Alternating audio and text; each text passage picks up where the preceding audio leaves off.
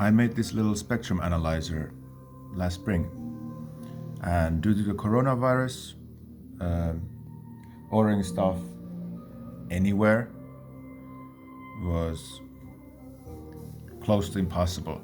So I had to improvise a little bit. So I got this screen from a friend who had an Arduino box, and then I had this, what is this called? STM32, a microcontroller, kind of like Arduino, but actually good.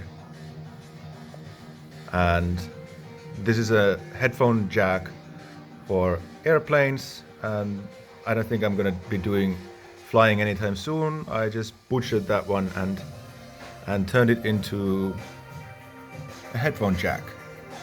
And here is my little circuit. 4 resistors and 1 capacitor to lift the signal. The signal normally goes on both sides of 0, but I wanted for the microcontroller to read it. It needs to be between 0 and 3.3 volts. So I lifted it up like 1.7 volts or something. But yeah, here's the little circuitry I did that with. And here's a little power supply, 5-volt power supply. It's supplying power to this. This LCD screen is 5-volt LCD screen, so I couldn't just leech on the 3.3 volts that STM32 uses. But yeah, this is my little contraption, and the music you're listening to on the background is the talented Sons of Ain. This is from his album called Photon's Journey, and the track is called Binary System. I'm gonna let this play out because I want to demonstrate you this cool spectrum analyzer. It's got like 16 bars, and because the STM32 takes 1024 samples, it gives me 512 different frequencies that it consists of, and that's a little bit too much for this little screen. So I had to cut it down to 16, and each bar over here is third of an octave.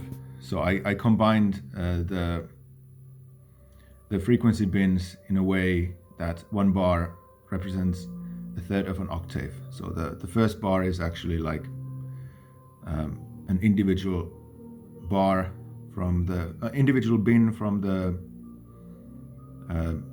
Arduino FFT, and then after that it becomes like 2, I don't know, 2 again, 3, 4.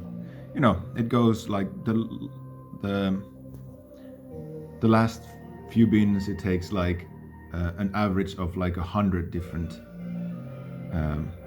bins to get one bar. But yeah, I made it so that there's it takes an average of several bins, and then takes what's the word, logarithm of that, because well, sound is logarithmic. So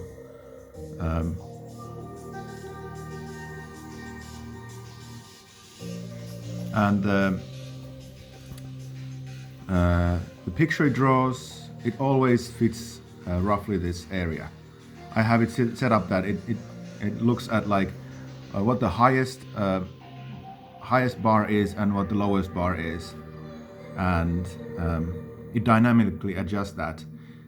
It has a little envelope, so if the sound goes really quiet, it will slowly decrease the amount of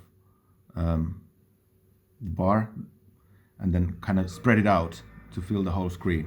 But yeah, it does that slowly, so when the sound goes away, for some time there's like not much happening, but after a while it starts to have some action again. This is because I don't know what the volume is gonna be that the audio comes out, so I had to compensate for that, and this is my solution for that problem. But yeah, here's my little silly setup, and I'm gonna leave the source code to link to GitHub, so you can look at the source code. It's gonna be licensed on GPL3 or something. But yeah, this is my little project I did last year when I got bored with my actual school project, which was, I don't know, it's my own fault for choosing something really boring like a battery tester. But this one was much more interesting to do, and I learned a lot about signals and Fourier transform doing this. I hope you liked it.